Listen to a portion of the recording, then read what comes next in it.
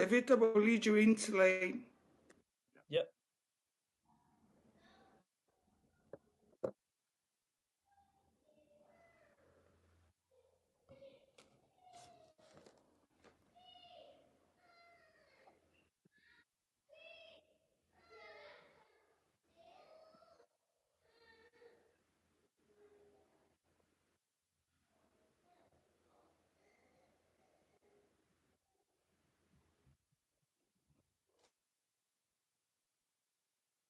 Okay.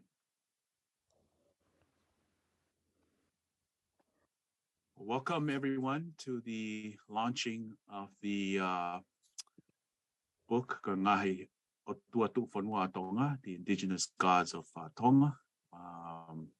As part of our Tongan culture is to begin all our important function with a opening prayer. And so at this time, I'm going to invite Slade McFarland to offer an opening prayer for us. And then from there, we will proceed. Slade. Thank you, Tevita. Let's bow our heads now and pray. Father, in the name of Jesus, we thank you that this is another day that you have made. Let us rejoice and be glad in it. Father God, we acknowledge your presence in every place, wherever we are gathered right now. Today, we give you glory and honor that in you we are here and we are joined together as one. We acknowledge that you are the King of Kings and the Lord of Lords. Lord God, we thank you for the authors and publishers of this book. We thank you for the vision and mission it is to bring forward to us this book, which encompasses culture and tradition. Our culture makes up our identity and enables us to understand who we are and who you have created us to be.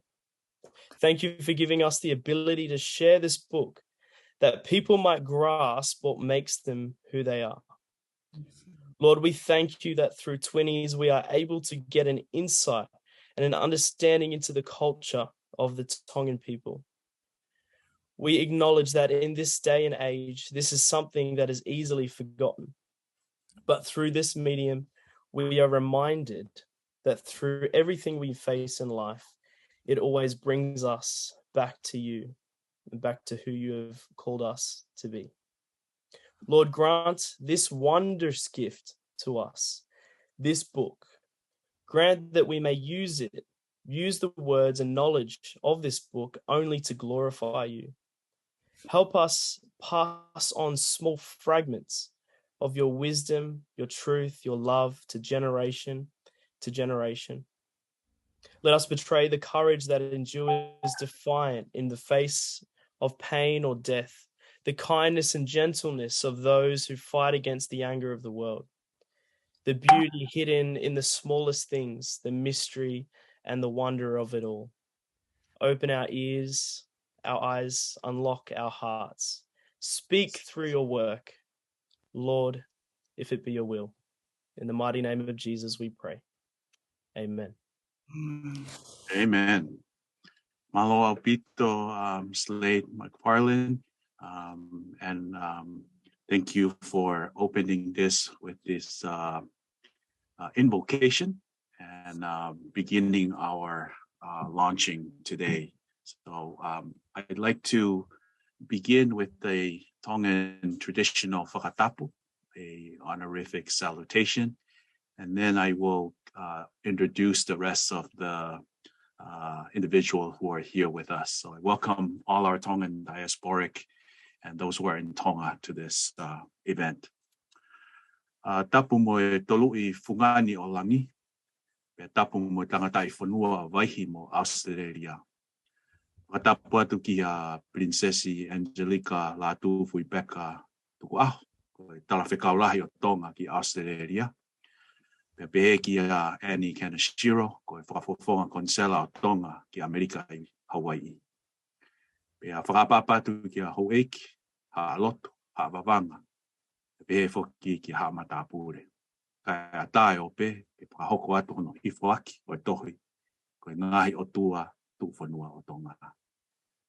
I begin with a Tongan whakatapu, acknowledging the sacredness of our God, but also the indigenous people of both Hawaii, where I'm at, and Australia, where Twinnies is located. And also my deep respect to Princess, Her Royal Highness Princess Angelica Latufuibeka Tu'aho, the High Commissioner of Tonga to Australia, who is based in Australia, and also to Annie Kaneshiro, the consular agent of Tonga to America here in Hawaii. And I also want to acknowledge all the chiefs, those of the other clans who are here with us as you join us in the virtual space for the launching of our book, Ngaahi ʻotua Tuʻufonua Tonga, the Indigenous Gods of Tonga. And I want to welcome you all. And just to introduce, first of all, I want to thank Twinnies, and Ana Tuyonuku is here with us, the publisher of Twinnies, for joining me in this launching, and also Paula Moimoi, who everyone know of his streaming services and all the wonderful work that he's been doing. He is streaming this conversation, this launching live to Facebook and to also the other platforms. So those are who are here, and hopefully people are joining from other areas and are able to participate via Facebook. Before we begin, Paula, there are other people that we need to bring into our program, and then we can invite them in. They can come on in, and then we'll continue from there. I've got a few people that I've just let in, so Okay, go for it. Yes. We welcome you all.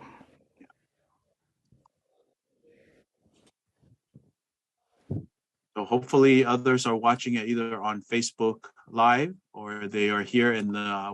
We have 5 participants in here in our inside Zoom with us today. Okay. Let me continue to talk a little bit about the beginning and the origin of why we decided to publish this book. As you know, Twinnies have been involved in writing and publishing books related to Tongan culture and language and so forth. And the latest one that they published was Her Royal Highness Princess Angelica Latufuibeka Tu'aho's book that were launched earlier this year, which is entitled Koe Ngafa Oe Whiwhine Moe Pea Moe Tangata Tonga, the essence of the Tongan woman and man duties and responsibility. And that particular book sort of began the conversation that I had with Twinnies early on, because we both understood the importance of learning about our duties and responsibilities, but also proper ways of Tongan women and men to fulfill their duties and responsibilities to their countries. And in our conversation, we wanted to talk about perhaps some of the origin of these duties or some of the many of these duties and responsibilities. And that led us to thinking about writing a book about the beginning of Tonga, the beginning from our creation story and so forth, which provides the foundation for this. And I want to acknowledge that the way the book was created is a collaborative effort by all of us.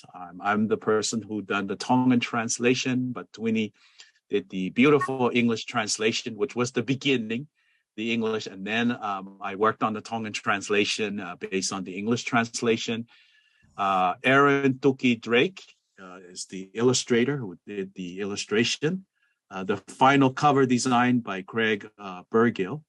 And then, of course, the publisher of the book is by Twinnies Publishing. And that is just sort of background of the individual who came together to work on this particular book. A little bit later, we'll show you. Anna here has a copy, several of the copies of the book that she will show you when I turn over the time to her to show a little bit. But I want to begin by just sharing a few of my thoughts, some points that I want us to maybe discuss, and then others. And then I'm going to turn over to Anna to talk a little bit about, some of her reasons for, wanting to create a book on the indigenous gods of Tonga. So first, I want to say that we wanted to begin by talking about our creation stories, our cosmogony, the creation narrative of Tonga, or the origin of Tonga and Tongans. We know that many of our fundamental Tongan values come out of this story. Most of us, we know of the creation stories of other cultures, the Greeks, the Romans, the Egyptians. We're also very familiar with the Judeo-Christian origin stories. But I wanted us to go back and learn this particular story, which many of us may know part of it, but we wanted not only to write it, but also illustrate it in a very beautiful way that will be attractive to others, but also resonate with, especially with our younger generation. Most of us are now living both in Loto Tonga, inside Tonga, and also Tu'a Tonga in the diaspora. So it was important to create something that could be able to talk to both of these audiences, right? So some of the foundational part of Tongan cultural practice, such as tauhiwa, whakaapa-apa, veitapui, this is the respect between brothers and sisters, as well as the Tongan kinship structure, such as the ulumotua, the head of the clan, the mehekitanga, which is the paternal aunt with the highest ranking in the family, considered to be the fahu. All of these important aspects of our culture are founded on our origin stories. And this is why we wanted to begin with the origin story. It also tells us of our relationship to the ocean, to the Wahanoa, because that's where we begin. There's a beautiful illustration in the book of the Wahanoa for all of those who will receive a copy, and our need to care for the ocean. It talks about our first ancestors, limu and kele, seaweed and sea mud or sea sediment that begin us. It talks about Pulotu, our ancestral homeland and afterworld. Doia Futuna, the first metallic rock ancestor that began us.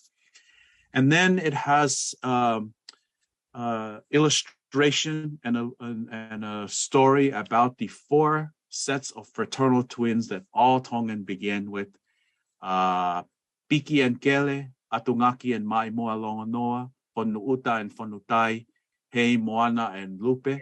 These are our descendants that we all descend from. All things comes from these hoa, or these partners, or duality. And I want to say that I think this is historic. This is the first time that anyone has attempted to do an illustration of these four sets of fraternal twin, which is our founding ancestor. And I think most people will be pleased with the way that we have represent them in the images that they are in. And Aaron Drake did a wonderful work on this. We also talk about our three principal gods of Tonga, Haweahikuleo, Tangaloa Eiki, Maui Motua, and the beginning of all the clans, such as the Tangaloa clan, the Maui clan. And also one of the areas that we have not talked much about, which is Nafanua and Topukulu, another group of our ancestors that came from the fourth twins. And then one of the things that this is important is we get to the point of, the role or the relationship between Haweahikuleo and Tangaloa and Maui, the creation of the first three males from a worm. Most Tongans think that this is the beginning of our creation story, was from the worm and the three males, but that is not the beginning. So in this book, we're trying to set the history correctly, that there was other stories before that. the wives that came from Pulotu, and of course, the fishing up of the islands is where we come to the end of the book, and the fish hook, which representation of the Heliaki for our star constellation. Now, in the book, we set the story out. The explanation for what it does and of how it ties in will most likely come in our other series. But at least on the first one, we're just setting the stories of our creation and all the deities that came after. And of course, it's in bilingual. It's both in English and in Tongan to help perpetuate our Tongan language and so forth. So I want to just kind of begin to give you just the broad perspective on the book and the way that we work through it. And I'd like to turn some time over now to Anna from Twinnies to say a few things, a little bit about her reasons for wanting to participate in this journey of co-creating this book with myself and others of the book of this Indigenous Gods of Tonga. Anna? All right, thank you, Tevita. Well, from the publisher's point of view, the reason why we were excited to collaborate with Professor Tevita on this book was that we had started a series on the first Tongans, but based on archaeological evidence, and talking about the Lapita movement, and we did a series of that in animation form and posted on YouTube and there was a lot of interest, and there still is much questions and talk about it. But when we had discussed the Ngafa book, you obviously brought up the mythological aspects of our first Tongans, and after that I was intrigued by it because I felt as a publishing platform, there's a duty on us to present information that is complete for our audience to follow. So we're not just releasing historical information in piecemeal, but our readers can read from collectively, comprehensively, and historically from the very beginning, both archaeologically and historically and mythologically. So those three can go hand in hand, and that's why, as a publisher, we were intrigued to sort of reach out if you would like to do the book together, because it has already been talked too much about in the academic arena, but somewhat limited just to the academic arena. And there was this need to make it more accessible in a way that more of our Tongan diaspora across the globe would find it easily more accessible. And access and visibility are two things that are important for comprehension. Same as spoken language. So if we could tie all of those, and that's sometimes the reason why we put animation in these stories, it's just so that our children can hear it being spoken out in either our language, in Tongan or English, because verbally speaking it and being able to read it and write it adds up to comprehension, understanding. And understanding something goes a lot longer than just trying to memorize something historically. So that was our intent of our eagerness to do and collaborate on the book. And indeed, when you mentioned no attempt has been made to illustrate the figures, I was more determined to be a part that Twinnies Publishing be the at the forefront of bringing these images to life and these stories to life, and drawing them, making them more visible to the eye, because there's a magical transition, if you like, when a figure is not only written about in writing, but it's also made visible to the eye. So that transition Twinnies Publishing wanted to be a part of, and we're very humbly proud that we are a part of this transition, and to bring that for our people now, and we're very happy with how the book turned out.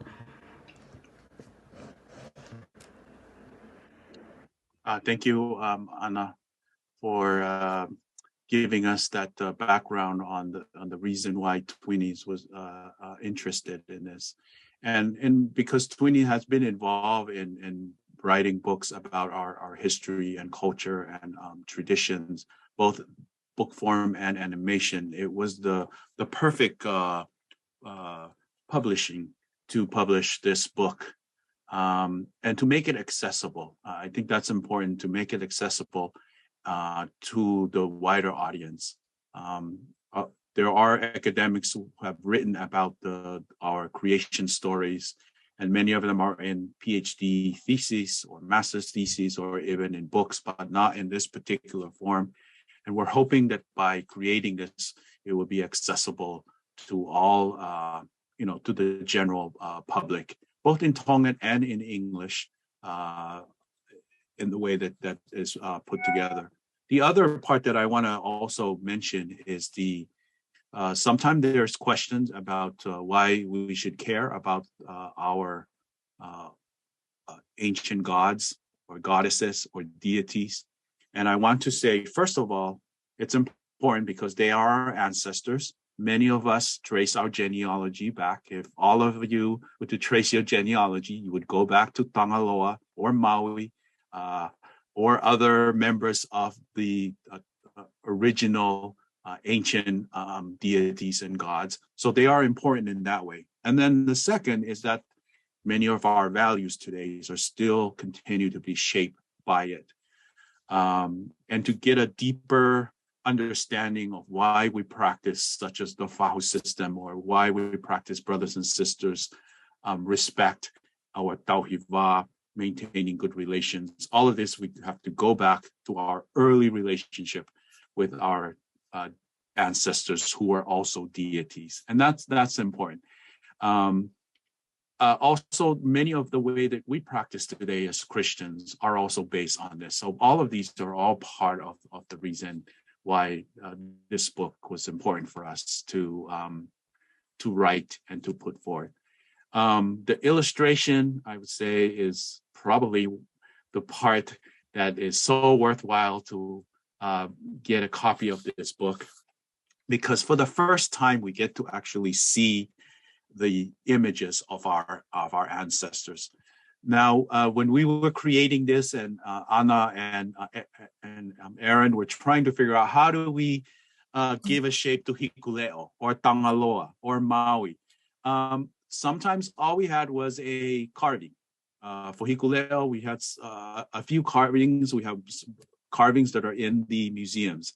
When we created Tangaloa, we basically didn't have anything. We had one image from Efinanga, and that was pretty much it.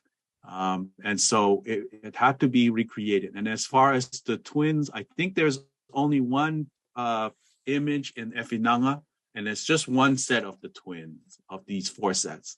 So to create all four of them, I think it's just wonderful to be able to have all four. As you can see, the cover of the book is the cover of the book with all four sets of fraternal twins, both the metallic rock, Toʻia Futuna, which most of Tongans are not familiar with, and also the four sets of twins. I would say that most of us are familiar with Tangaloa and Maui and Hikuleo, but everyone, their ancestors, and then also the ones that came after them, most people are not familiar with. So we hope that this book will provide you with a way to remember them and to be able to know that particular history and know the names. As much as you may know all the names of the Greek goddesses and gods, or the Romans and so forth, we're hoping that you will do the same with our Tongan gods and ancestors. So that I want to sort of add that also to our launching of the book. So at this point, I officially launch our book and hope that people will,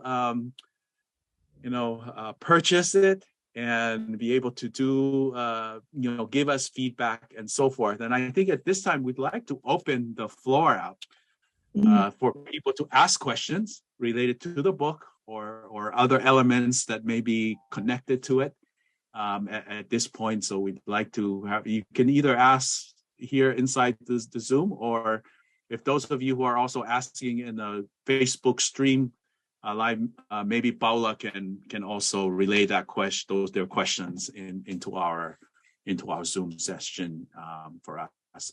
Anna, do you have anything else to add before I open it up for people to ask questions and so forth? Yeah. No. And one, it's very easy to find it. You can go out. You can just Google Twinnies brands, and it will. You can find it on Facebook. You can find it on just the regular internet. They also have an instant Instagram account, so it's not very difficult to find the way to purchase the book. And so it's pretty easy to do for most people. Yeah. So we'll open it up for a question. It looked like Ripi, the Maori astronomer, seemed like you wanted to ask a question, so I'll give you the first question on the floor. Yes. I think you might have to unmute there. Yeah, just a comment and a question. It's very interesting, your take on atua, being ancestors, because that's very much like us. And for us, genealogy is sacrosanct. You can't dodge it. You can't pretend it's not there. But a genealogy do go to the gods. And so we can't get to a point where we say, okay, we're now hitting mythological time. Let's cut off our genealogy at that generation, because then it's just become myth. But what I found with studying our genealogy and our cosmology is that it's quite hard to find, but some of our ancestors who are gods, like Rehua, for instance, who's the star Antares up by the Maui brothers, he has a very long genealogy, and the attendant kōrero to that genealogy is that he was a living ancestor. And so that's the only genealogy I found in my country of that particular tupuna being mortal, but at the same time having some sort of type of atuatanga, which is godliness. So my question is around Tangaroa. There seems to be this elevation of Tangaroa around certain parts of Polynesia. And when I look at the cosmogony of Samoa and look at the 9 heaven kōrero that's recorded in the Journal of Polynesian Society, to me, it looks very close to our Supreme Being, Io, in terms of he has heavenly attendants, there are 9 heavens, and there is kind of a hierarchy of atua that attend the Supreme Being, which is Tangaroa, or Tāroa, of Samoa. So I don't know if you looked at our iotanga, but what is your opinion about having Tangaroa elevated in Polynesia, and we seeing Tangaroa as a lower deity, not the Supreme Being, and help me kind of, I guess, reconcile that in terms of, because we know that some of our people come from Tonga. The whakapapa's there, the kōrero's there. And I just wonder why we transitioned, if that's the right word to say, we kind of not lowered Tangaroa, but we didn't have him at the supreme, I guess the apex of the gods, like we do with Io. Yeah, thank you for your question. In our book, we show that Hikuleo is actually the firstborn And so Hikuleo is higher than Tangaloa. So Tangaloa is not the highest deity in Tonga. We have Hikuleo being the most high-ranking individual, and as also a female. So I think this is in some of the places in Polynesia, they may have Tangaloa as the highest, but at least in the Tongan one, and this is the reason why we wanted to give the full story, because in the full story, it shows, the first set of twin gave birth to Hikuleo, Havea Hikuleo. That's the descendant that came in. And then the second set of twins, through their descendant, gave birth to Tangaloa, and then the third set to Maui. So they're actually ranking that way: Havea Hikuleo, then Tangaloa, then Maui. And so that may have changes that will go into other Polynesian group, but that's the way that, at least in Tonga. And we know throughout Polynesia, the oldest or the eldest is the one that has the high ranking. And in this case, we have both a female and also the eldest in the family that high rank and outrank the rest. Yeah. Maybe Anna might have any addition to add to the conversation. I think you would be a better person to answer that question with your research on it, Tevita. Yeah. So that would be the way that I would, and I'm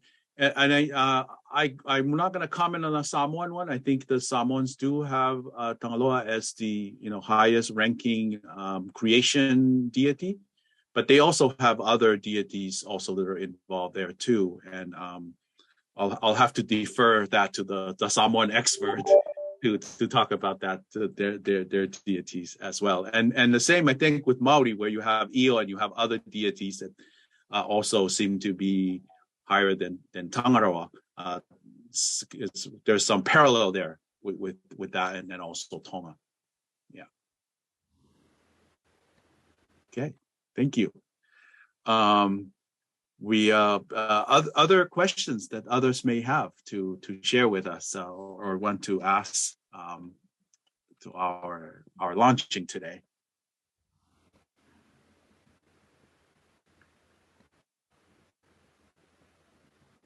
Okay, if no one's have any question, I'll just say a few things, and maybe that will help others generate some other questions and so forth. I also want to say that part of the book is to make sure that especially the younger generations who are living outside of Tonga and really want to learn these stories. I think this is the way to go and to learn them through the book and having access to it. I also recommended in my other program that if you are not able to have access through purchasing, you can also contact your local libraries. At least here in the US, we have several libraries that will be happy to purchase the book for the library so that others can go and buy it from there. So I would recommend asking your local libraries to buy them, and it's very easy to find the link and so forth. And we can also share that online for you.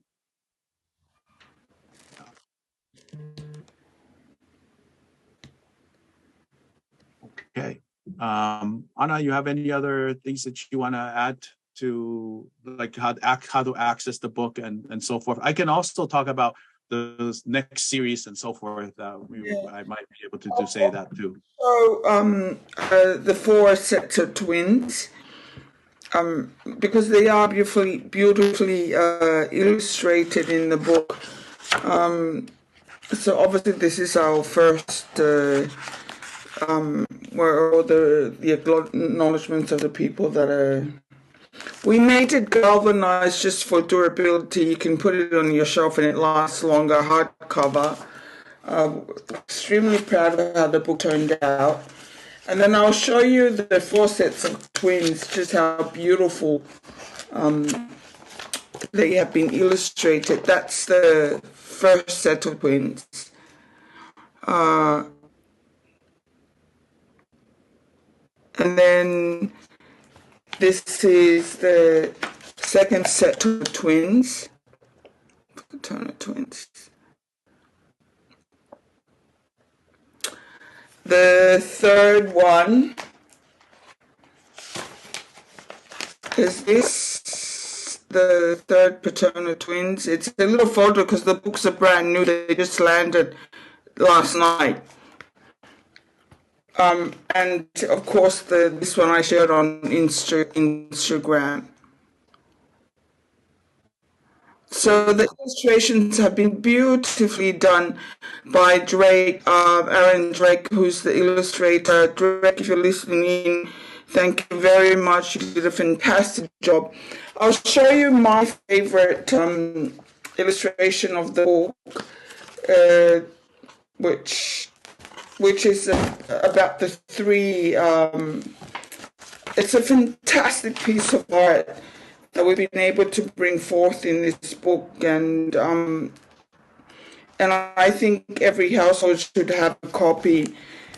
Is of the three initial tongues. How the worm was cracked up open, and there were three initial. I mean, just check the detail out in the illustration of the book.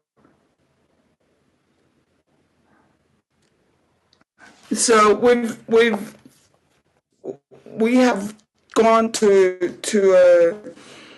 we've done the best of our ability to bring these stories to life.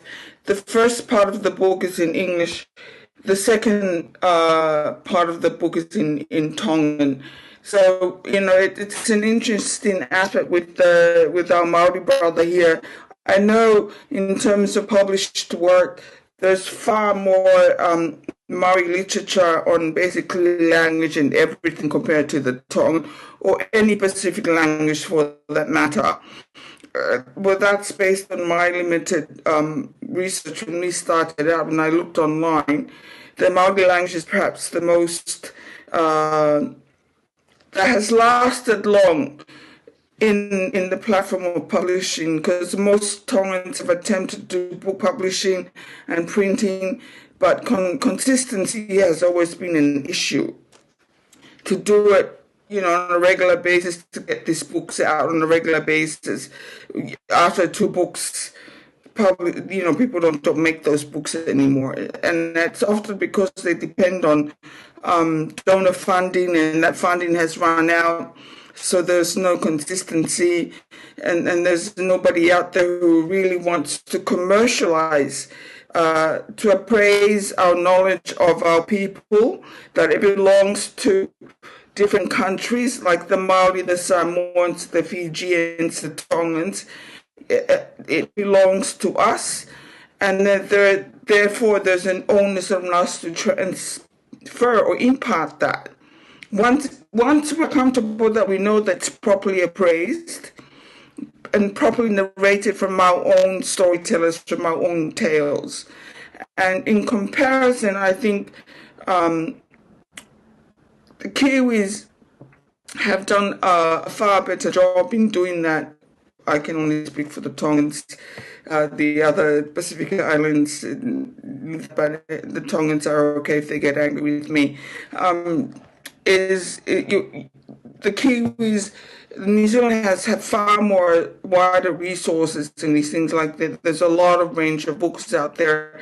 But as our friend here said, the mythological part of our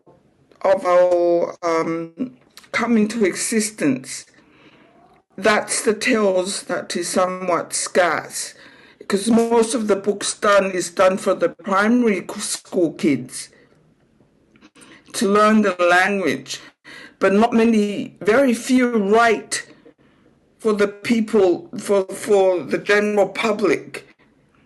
So there's such a catering for the young audience of reading material, but there's little catering and resources made available to, once you've passed that age.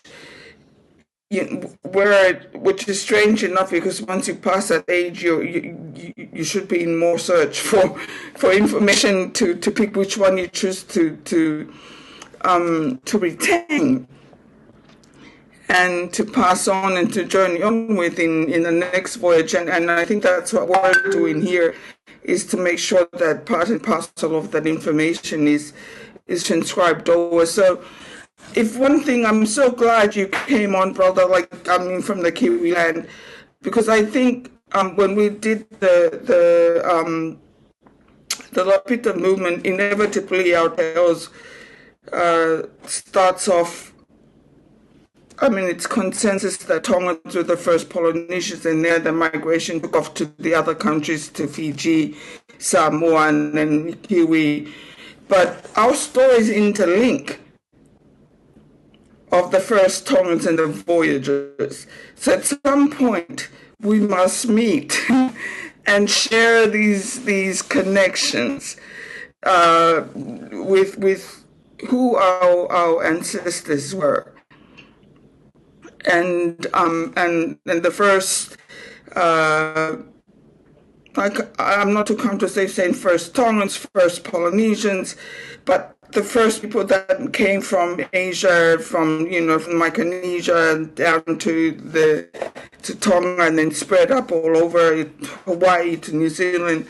Our stories are interlinked, and a lot of our stories archaeologically were somewhat slow to come into place because that required digging and interpretation. But our myths withstood the time, the tale, because our ancestors would sit around a fire and talk about this. And they did not know about anthropology then. But that's how our existence of our tales came. And it's odd enough that I'm very happy that we're starting to tap into that, to bring it back into life. That at the same time, we're not questioning the anthropological findings of all our brothers and sisters' academic achievements, but we're saying that this is how we came to comprehend our coming to existence as well, which is neither nor is more important, equally are.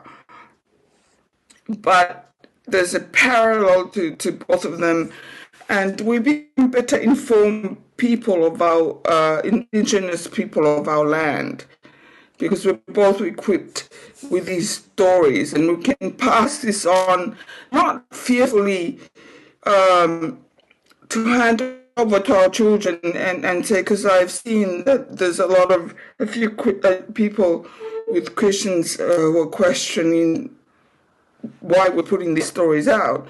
That's not our intention. Knowledge is knowledge, information is information, and you bring those to better inform the storage of information in your brain. And neither nor should make anyone feel insecure in the information they retain, but rather more informed.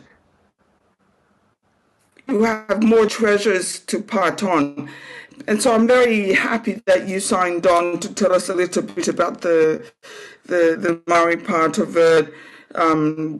I was hoping Taris, who's from Fiji, would be able to join us at some point later on to connect our stories. And I think Tevita will touch. We talked about how the Tongans ended up in Samoa. There's a lot of connection with the Samoans, not only romantically, but historically and mythologically, and with the Fijians, of course. And those are tales that we do not bring, but those tales are also reflected in these myth stories. So I'm glad, if anything, we started the conversation and the dialogue, because once we're more comfortable with these stories, it can only strengthen our identity. It's a lack of information that doubt comes in of where we originated from. I guess that's all I wanted to add on. Thank you, Anna. And yes, go ahead, PDP. Now I've got a lot of questions now. I don't want to hog the time, but with that honanga, honanga is the Māori word for connection between the peoples, Māori and Tongans. So there seems to be this, I don't know what it is, we have a very large Tongan population here. And I shared this, I guess, whakaaro with Tevita whare. He came over to our country, and he came over to spend time with his children, and he done an interview around the Tongan astronomy on one of the local Tongan radio stations up in Auckland. And I happened to see that on Facebook, and immediately I tried to find his contact details, where he was staying. I was fortunate enough to find his son and his phone number, and then I shot up to Auckland straight away, and I met up with Tevita whare, and we started to share knowledge about the stars with one another. And what I found was really, really interesting is he had pieces of old kōrero that we no longer had. And he had very simple things like in our kōrero, they often talk about the pillow of the chief. Well, we don't know what that is, and it wasn't until whare Tevita told me about the pillow over in Tonga, the traditional pillow, that things start to make more sense. But the whakaaro I shared with him was, why is it that our peoples, even though we live in the same country, we don't connect? There's no whakawhiti kōrero, there's no sharing of histories with one another, or wānanga even. There's a disconnect there. Here's what's happening right at the moment, is that we're looking at Maui and tuna, the eel. And we know that the tuna migrates from our country to Tonga. And they know this because they're tagging the tuna, and they're migrating over to Tonga. There's something in that migration. There's a kōrero that they leave a slime trail all the way from Aotearoa to Tonga. And I would say that was probably that's pre-waka, pre-migration connection between Tonga and Aotearoa via tuna. Now, we have a constellation called Tuna Itarangi. The constellation of stars is also called Tunaroa. And Tunaroa had a fight with Maui because Tuna had sexually violated one of his wives. And then Maui got the tuki, the axe called Mātorituri. Mātorituri means to sever. And he attacked Tunaroa and cut him in half. And his upoko, which is his head, went into the ocean and became the conga eel. And his tail thrashed about and went into the fresh water and became all the freshwater eels. But our eels are actually Tongan. The Tongan eels, because this is where they spawn. They spawn in Tonga. And when we look at those pūrākau or their mythology or their kōrero, what we're trying to figure out is how do we weave that into our understanding of migration times, migration localities, and we want to know what the Tongans know about the tuna. And I've had a look at the stories.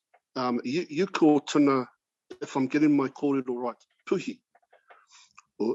And we call them puhi.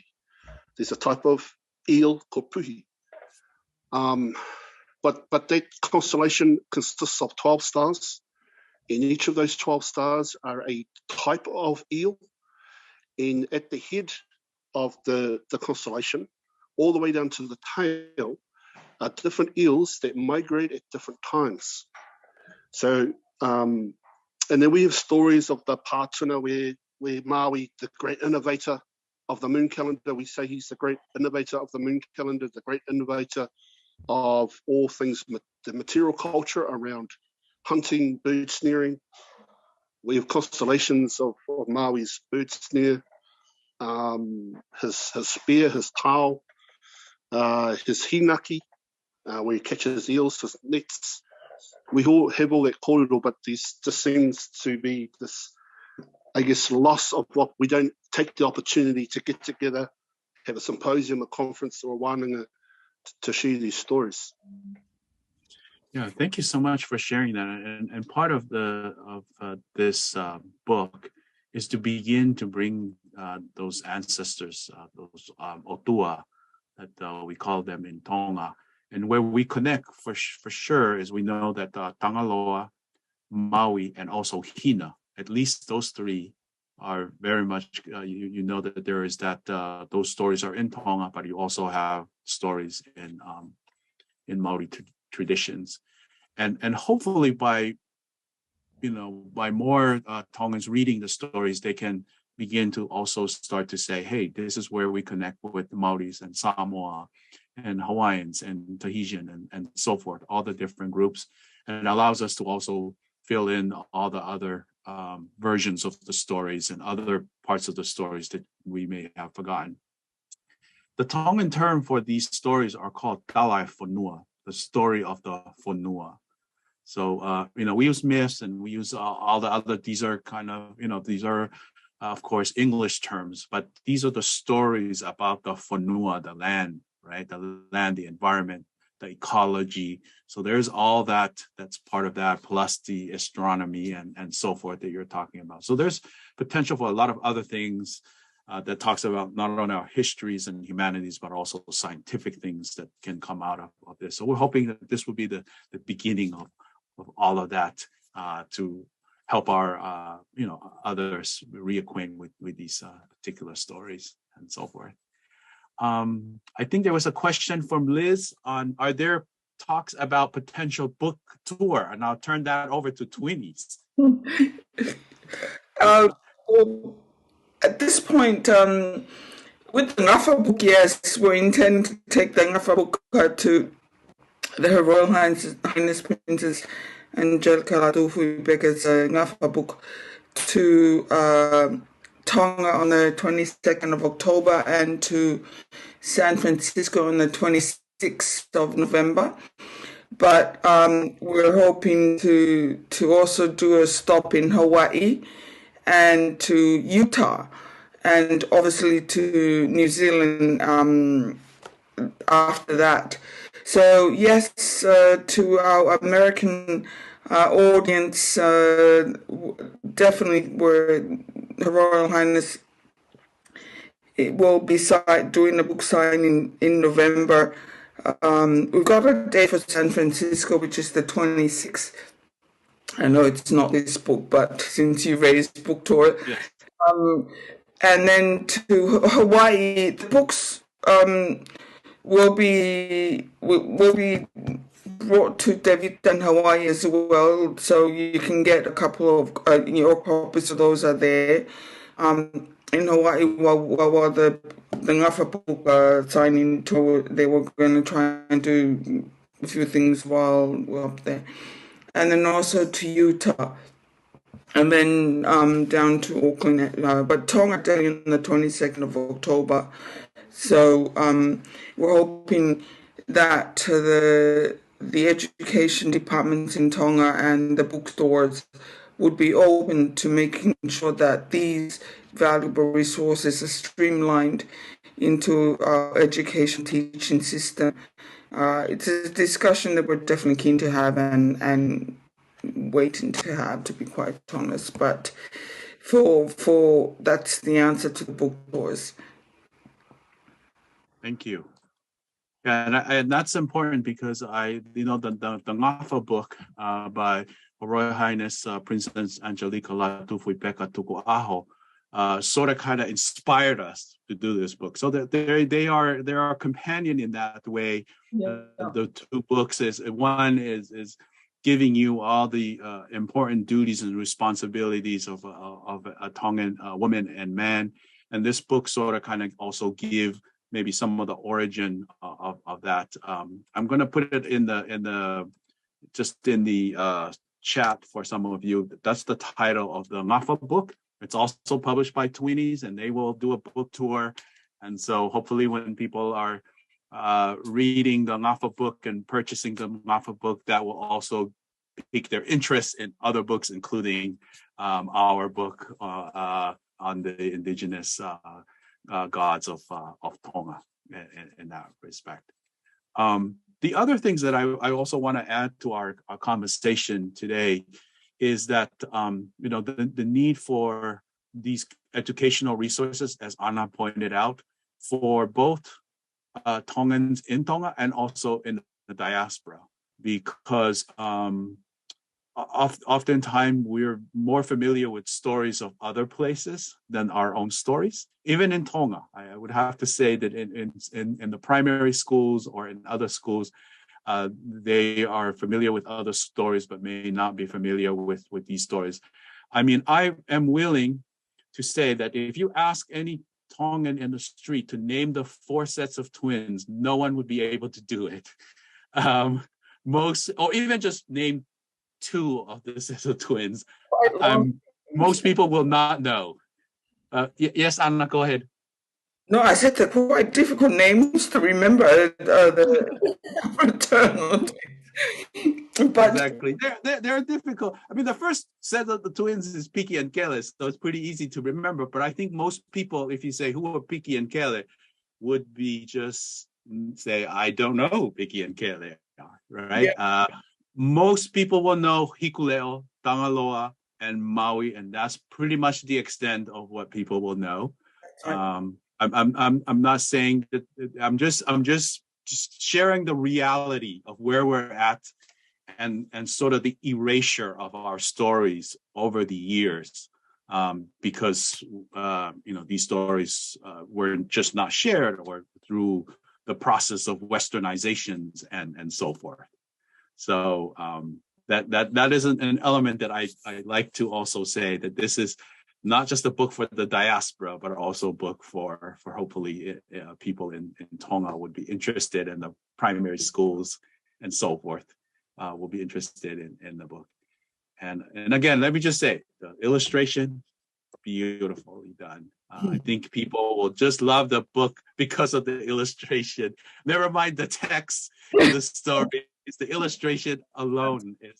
I would have to say thank you to Anna and also Aaron. They were the one that was working back and forth, sending the illustration back to her and giving her final approval, yes or no, based on whether it does represent our ancestors or our gods and goddesses or not. So that is an element I wanted to share with all of you. Yeah. Let's see if there's any other questions I have in the chat. I don't have anything else here on the chat. Perhaps maybe I can say a little bit about what we're thinking in the future, and share a little bit of that. And unless anybody else have any specific questions. Yeah. Let me see. Paula, do we have any questions from Facebook that we need to answer at this point? I'm looking at that now. Okay. Or maybe Anna, you can check to see if anyone is asking any questions on Facebook. Tevita Leone, there's a comment. Yeah.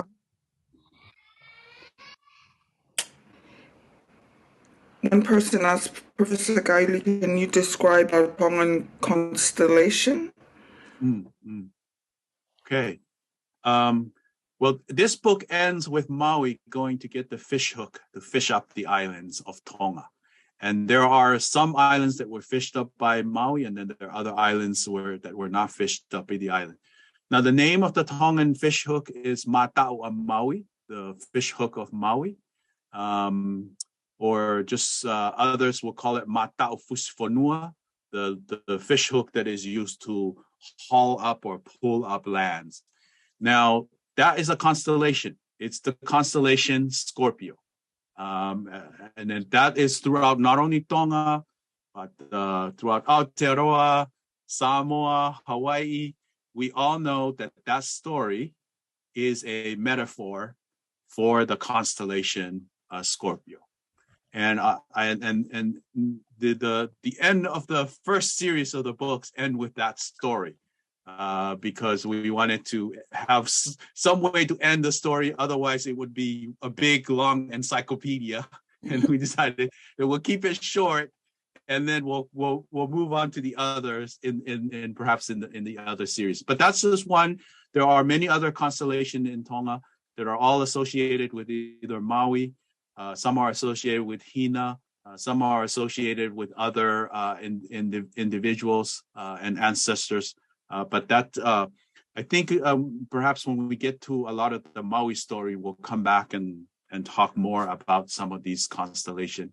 And if you want to learn about Maori constellation, you can follow Piripi, the Maori astronomer. He posts a lot about the Maori astronomy in his Facebook. And then you can follow me if you want to learn about the Tongan one, and so forth. The other one that I want to say is that we have constellations that are also associated with Hina, and Hina is very much connected to the Maui. The Hina clan and the Maui clan are very much connected in the Tongan story, as it is connected to the rest of the other places in Polynesia. So hopefully that answered the question. That was a short answer to a long, to tell you all about the constellation. We need several hours of Zoom to do that. So. The same person asked, I thought Tongans came out of Samoa. Yes, and this is where our story. So in the Tongan Talaifonua, we came out of Pulotu, and Pulotu is in the west of Tonga, where the sun set. So that fits with the Lapita story. It fits with the sign story, where Tongans came from the west to Tonga in the east, and then from there to other places. So according to the Tongan story, our ancestors came from Pulotu, and the gods came from Pulotu, at least Hikuleo, Tangaloa, Maui, they all came from Pulotu, which is the west of Tonga. So we do have stories of our ancestors going to Samoa, and that is in the 4 sets of twin of Hei, Moana, and Lupe, their descendants, Nafanua. This is a person that's well known in Samoa, Nafanua and Topukulu. They are Siamese twin. They went to Samoa. So there are stories of us going to Samoa. That's the other part of that story. So hopefully that gave an answer to that question. Those are the only questions I've got so far. Okay. Maybe we could just ask the people in the room if they have any other questions. Okay. Anybody else in the room have any questions that they want to put in the chat, or if you want to come on and ask a question, we'll be happy to try to answer it. Of the ones that are inside the Zoom right now, we're happy to answer your question. Okay. No one else have any questions? Yeah. Oh, here somebody's trying to get in. Oh, okay. Another participant. Yeah, another. Okay. Welcome, Mele. I think it's Mele right there. So we're giving an opportunity for those inside Zoom to ask questions. We answer the questions from those from the Facebook live. If anyone have any other questions that they want to ask about the book, you feel free to either come on or you can write in the chat, either way.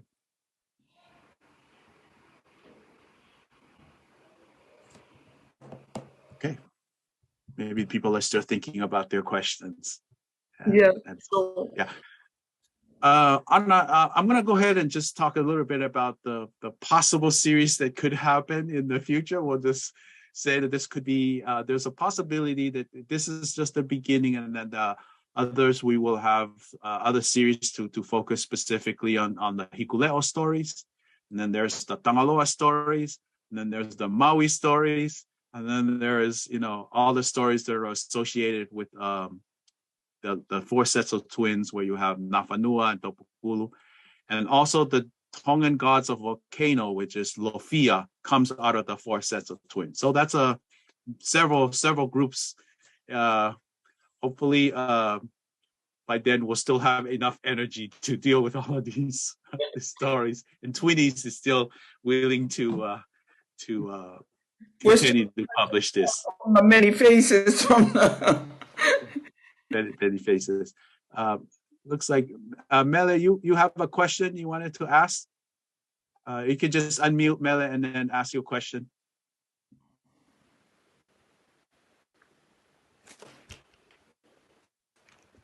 No, I just want to listen in. I've just taken part in one of the I teach in a primary school in the Māori bilingual unit. They had the mate in the family, and they went through a process, and I can relate to that, but I don't.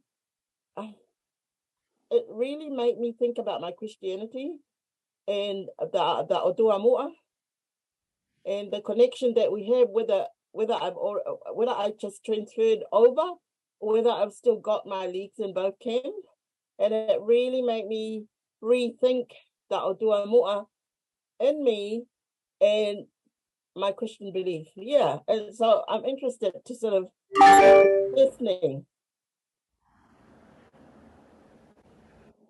Yeah, I want to say this, Mele, as you know, most of us who are living in the diaspora outside of Tonga, in Aotearoa or here in Hawaii or even in Australia, we go to school or we are teaching in school, and we see that Indigenous culture is important and people want to talk about these particular story, which sort of kind of inspire many of us to say, hey, we should also be thinking about our own old Otuas, our ancient Otua, our Indigenous, and so forth, right? Our Otua Mua of the Lotu Mua of the ancient religion.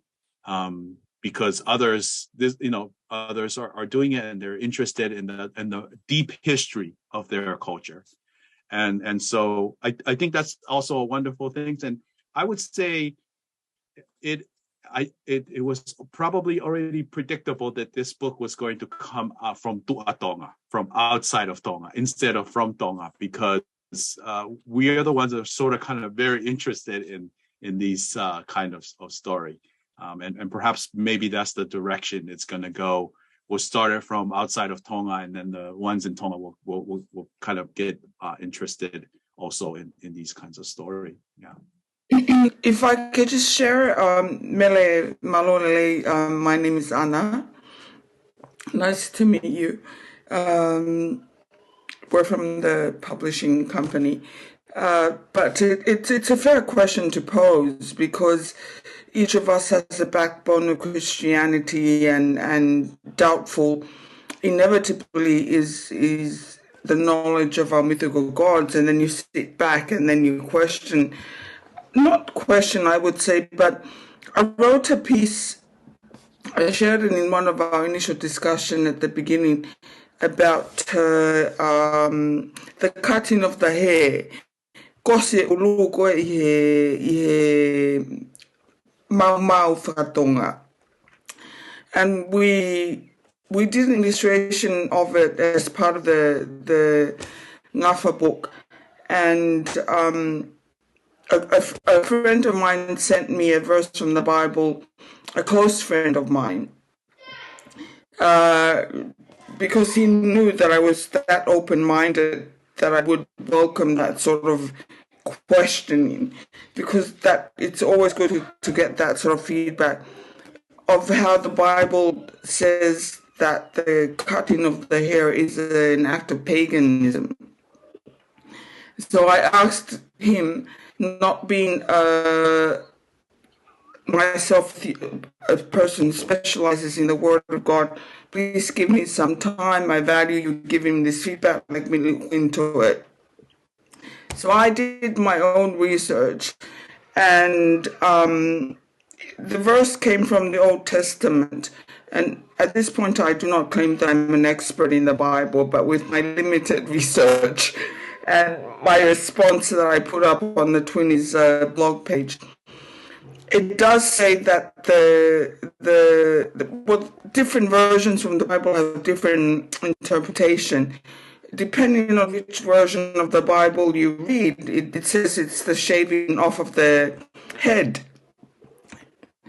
is the act of paganism. It does not specify the cutting of hair. It's the shaving off the head from the front of the head. And it was quite interesting how the Bible then, whoever wrote it, was so detailed in semantics to pinpoint where in the head the cutting was done. Or that is associated with paganism. And our cutting is normally done at the back of the hair.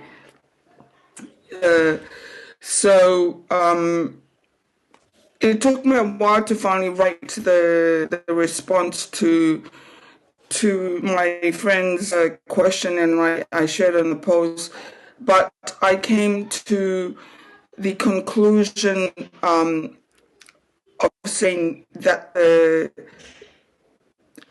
and based on my faith, based on my culture, my academic, and my thesis on my PhD 2000, which is not what wasn't finished, was the issue of cultural relativism with respect to international law. That despite international law, there's always going to be an element of cultural relativism, how we interpret international aspects, which of those laws to adopt, and in each of our country, culture will always have a strong pull and push factor in it because it's inevitably who we are. So that was specifically to human rights. But now when we come to the mythical part of it, the notion of my thesis back then when I was starting to write it is this issue of cultural relativism, that although biblically some would say, yes, the cutting of the hair is an act of paganism, but yet our fundamental cause of like tauivaha'a, mamahimea, lototo, whakapa'apa, are all notions of biblical fundamentals that we're taught to adopt and carry out. So I ended and this is just my personal take on it. My response was, well, whilst the Bible says that it's an act of paganism depending on which part of your hair, the cutting of the hair of the Tongans and Mau normally is at the back of it, and often done as a symbolism or a whakapa'apa. Of the deceased person in the family. So I completely understand when you raise that question when we talk about our old gods and trying to teach academic, these notions of questions of identity. And I've seen a couple of, not mine, but on Tevita's posts, of questions raised about Christianity. And but this is expected.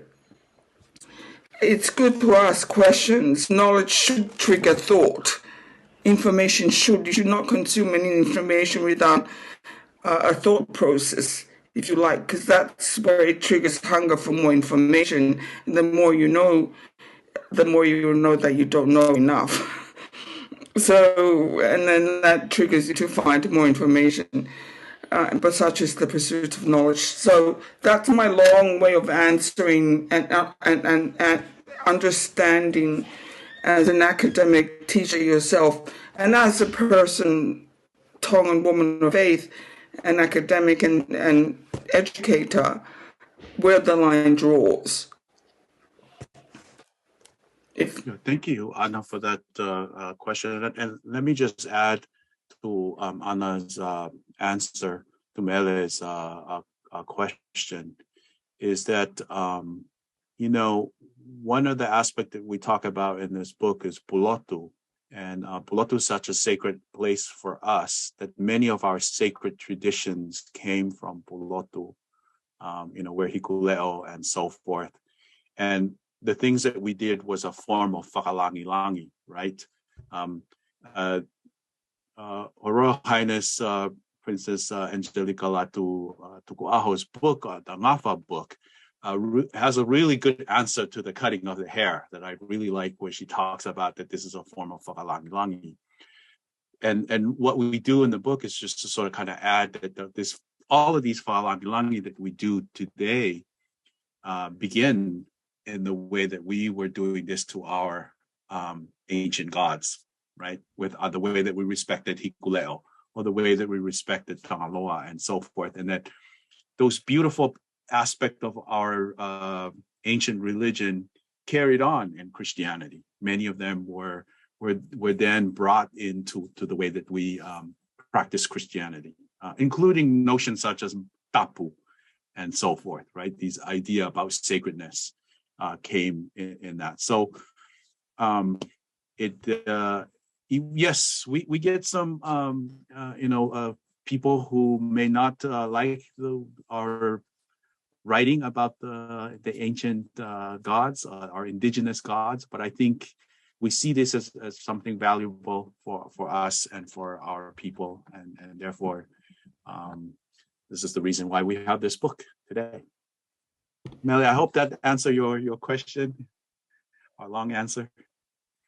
Yeah, it was just because they had a kind of a lot to, but it was recited in a way pananga. And I remember when I grew up, people cried like that in funeral, hey, oh yeah, way, and it wasn't a question about my faith. My question was, we don't know enough about Otuamua to know, because Ngaahi ʻotua is a relationship, and have I just moved over with some remains within me about the Otuamua and put it on my Christian God, or yeah, because I remember, I don't know much about the whole Eiki, but I remember with the Nimatapu, if there's a death in the royal family, they don't eat or something like that because they are connecting to Pulotu, and I remember the talk about where you cut your thumb or whatever it is. But yeah, I know that we have lost a bit because of Christianity, but we need to know about it, to know our roots deep down, and will clarify a lot of things about it. Because some of us just bring in a lot of our culture and call it Christianity, and bring in Christianity and call it Tongan culture. But we might be able to sort of unpack the whole thing. Interesting. Thank you. I think, thank you, Mele.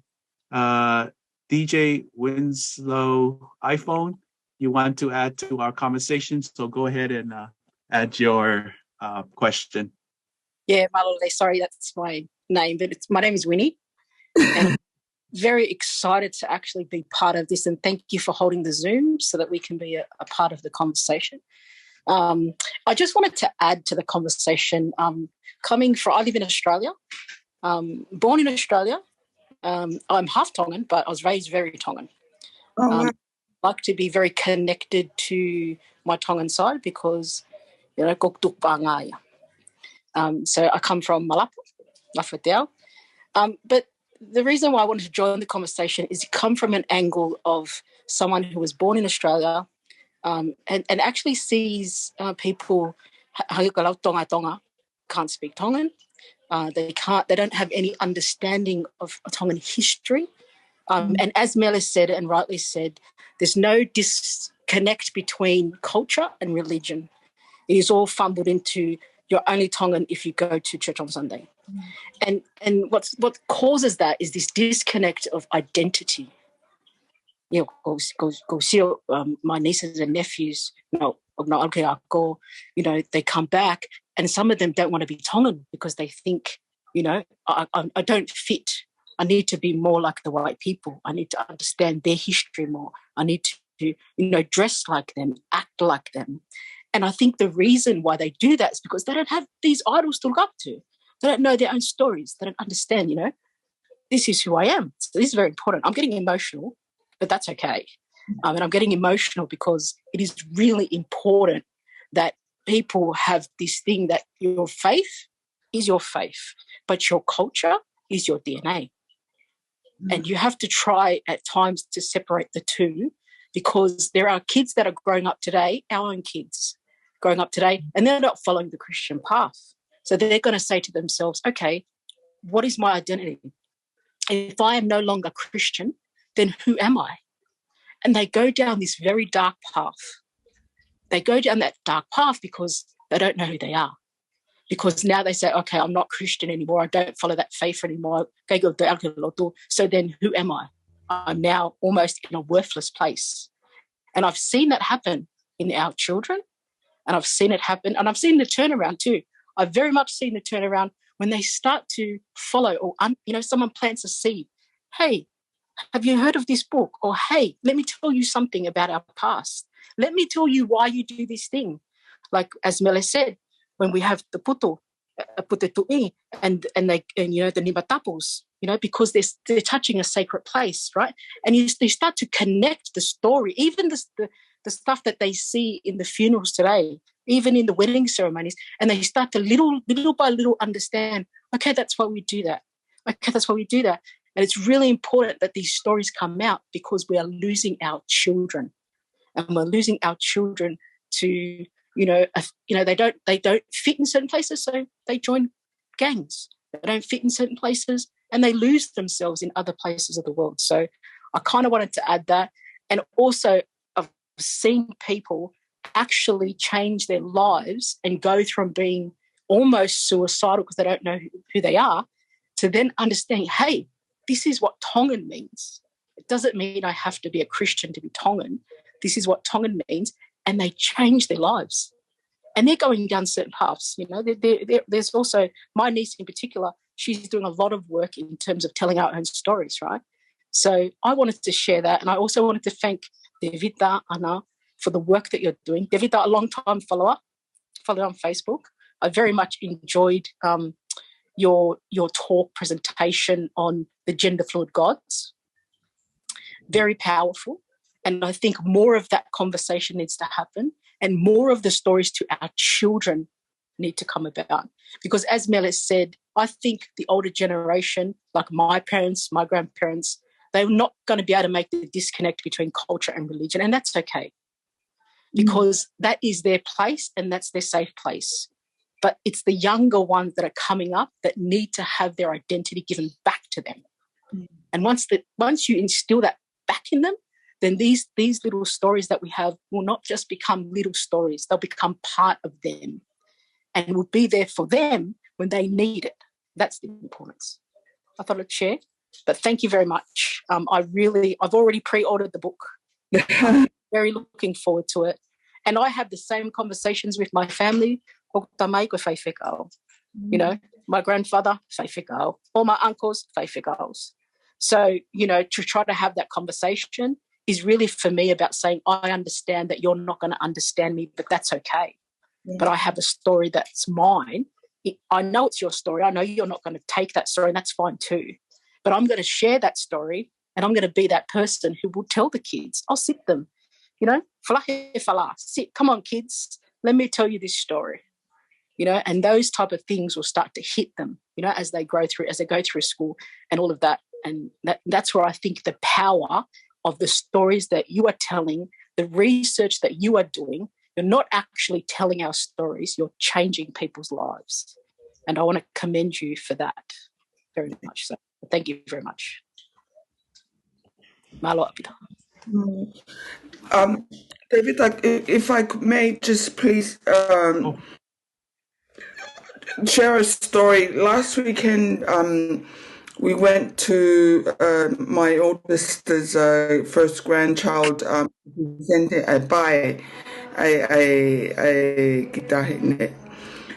my sister Fina messaged me and said, her son Mahet, who bought a copy of the book, he wanted to take one for free, but I forced him to buy it. and wrote the book out and turned it to the part that Her Royal Highness wrote about what the Tongan woman and man should do if nia ko ave o bae ke faele. And Maha is, he's just under 20 at uni, born here, but very much wants to be a Tongan. So he's a young man, and then he comes out with the book and reads it out in English in Tongan to his parents. The reason why finally no mahe taine princesi uhinga hono fai o bae koloa ke ave ake bae and who should do what. And we use that as a guide from this book here. I know we're launching this book, but this book came out of this book.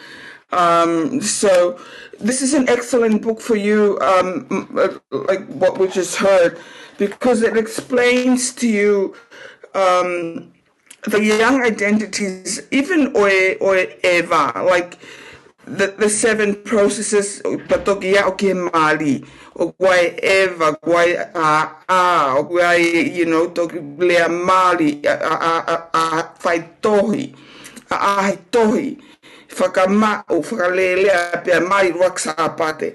All these processes are detailed in this book here, which is something that we should part on to our younger generation here to confirm their identity. So that's why this book is important in terms of the young Tongans here and also the older one. And it's written in English and in Tongan. The first part Tongan, and then we translated the English version, which is also attached to the back of the book, just how we did this book as well. And then going hand in hand into that is perhaps this book takes it a step further, why Her Royal Highness does raise a whahume tanga anga tauhiwa. But this book here brings about thought processing as to where those habits would have come from. Anga tauhiwa a maunu tanga loa kaikuleo. As the female goddess, and then therefore we could start to think, oh, so that's where they came from, because we all grew up, even myself, or potohe tauike mektanga, without really knowing why that is the case. And it's become such a habit, but and that's why this is a roadmap of what to do. That if you want to sit your children around and say, okay, we're having a fight, then you flick through what should a proper Tongan woman do, and this is like a manual, a quick manual, and this here is like the mythical reasoning why those habits came to being. And now you can see where our habits came from. They're not piecemeal, and our children will therefore not be force-fed a habit. Because once you comprehend why you're doing something, the reason behind it, they will never part from it. And they will teach the same habit to their children, and that's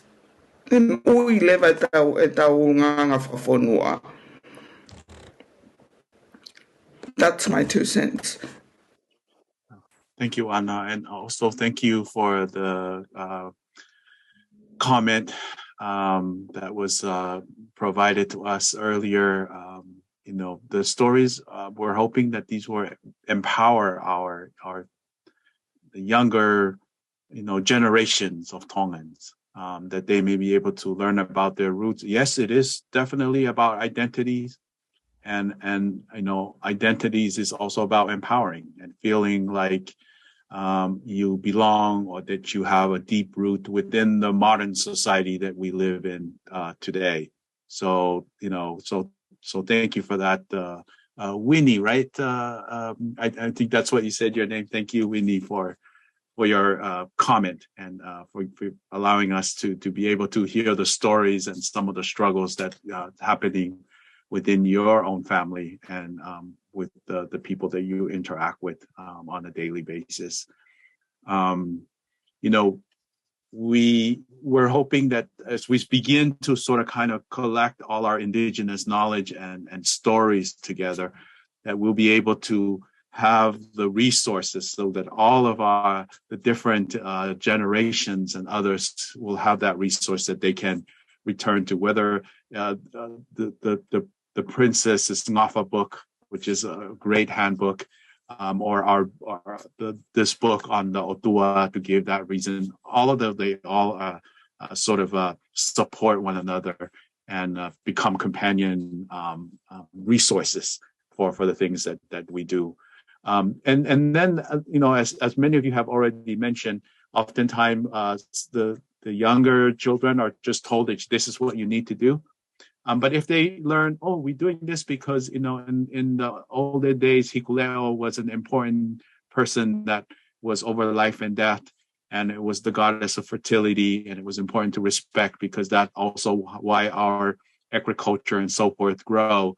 It has a logic of its own, and it gives a reason for why we do the things that we do, whether in Tonga or outside of Tonga, and all the resources that that we invest in many of these rituals and so forth.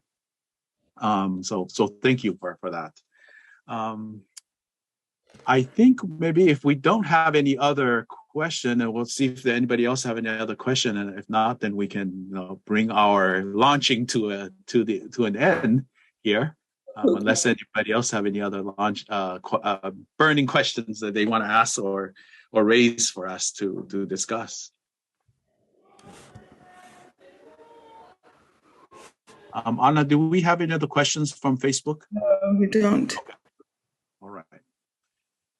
Well, if we don't, then I want to just take this opportunity to thank everyone for joining us and launching this book, Ngaahi ʻotua Tuʻufonua Tonga, the Indigenous Gods of Tonga. We hope that it will be helpful to you and your family, and empowering your children, as well as allowing us to sort of kind of review and think about some of our deeper history. And we cannot move forward unless we understand our past. And the great Tongan scholar Epeli Hauofa says that our past is put in front of us so that it guides and directs us. We are different from other places where the past is placed behind us. We say kuongamua, which means front. It's put in the front. The kuongamua, otua mua, lotu mua, they're always in front of us, guiding us, directing us. They're not behind us. The future is called kuongamui.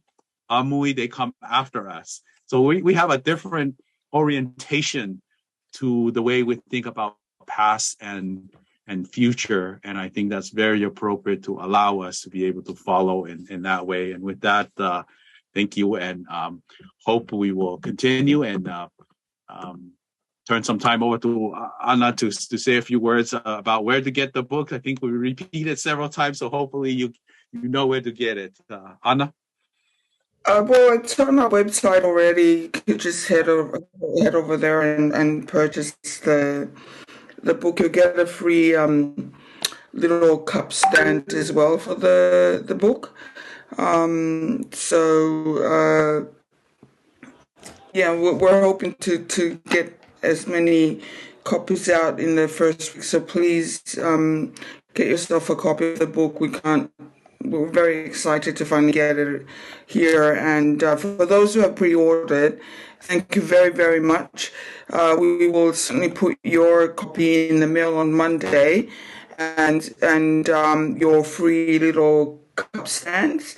We'll be starting to dispatch that out on Monday. So, and we'll give you, for those of you who pre-ordered as well, we'll give you a 10% discount on your next purchase from the Twinnies, any of our other books on site as well. So we'll send that across. And we thank everybody who has pre-ordered. And if you've got any questions, if you'd like to bulk order, talk to us personally. We can work out or set up an account for you. And if you've got any questions, just get in contact with us directly. Thank you, Ana, for that. And with that, malo apito and ofalahia to all of you who are, I want to say that when we were sending out the time, we had the time in Australia, time in New Zealand, time in Tonga, time in Hawaii, California. This is where all our people are scattered. So it's wonderful to see that our people are living in the different diaspora and still a part of this. And thank you to Mele and Winnie, Ivoni, Benjamin, Liz, and of course Paula Moimoy for being here and streaming this live for all of us. Yeah. And with that, ofalahiatu, and we'll see you all. Malo. Malo. Yes. Take care, everyone.